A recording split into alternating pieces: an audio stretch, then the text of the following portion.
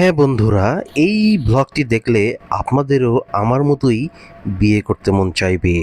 আসলে এই ব্লগটি এমনই কিছু এলিমেন্ট দিয়ে ভরপুর আছে, যেটা দেখলে আমাদের মনে সুপ্ত বাসনা জেগে উঠবে বিয়ে করার। ভাই ঝাঁপ দিতে মন চাচ্ছে ভাই, সিরিয়াসলি কোনোভাবে মিস দেওয়ার মন চাচ্ছে না। তার আগে বলুন বন্ধুরা, এই দৃশ্যটি চমৎকার না?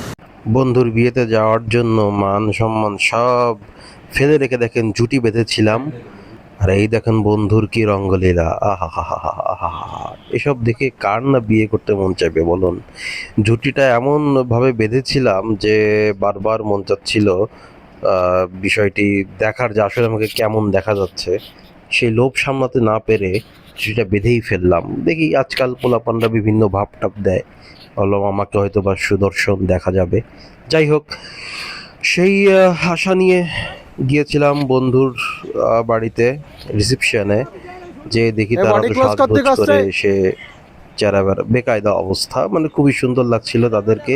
কিন্তু তাদের যে রঙ্গলীলা করছিল তা দেখে শুধু আমরা নয়, সমগ্র গ্রামবাসীর মনেও নিশ্চয়ই জেগে উঠেছিল যে আমাদেরও বিয়ে করা উচিত। দেখুন এই দৃশ্যটি, টাইটানিক ফাইটানিক কি সবই ফেল এই দৃশ্যের সামনে।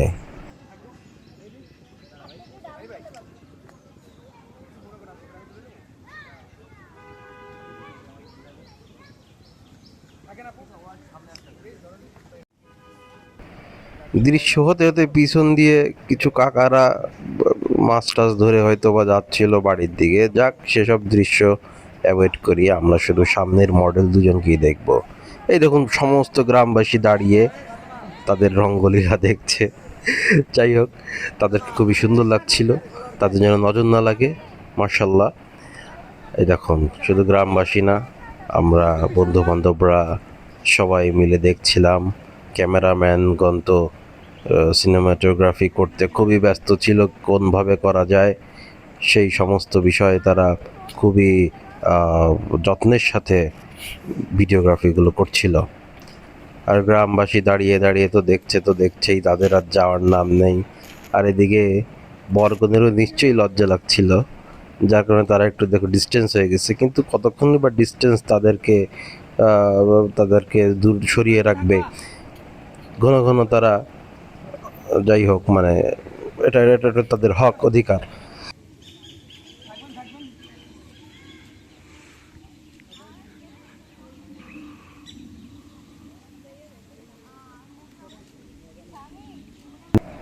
বন্ধুরা, আপনারা আমাদের সবার জন্য দোয়া করবেন। আমার এই বন্ধুটির জন্য এবং তার পত্নীর জন্য দোয়া করবেন। আমাদেরকে স্মরণে রাখবেন। আল্লাহ হাফেজ।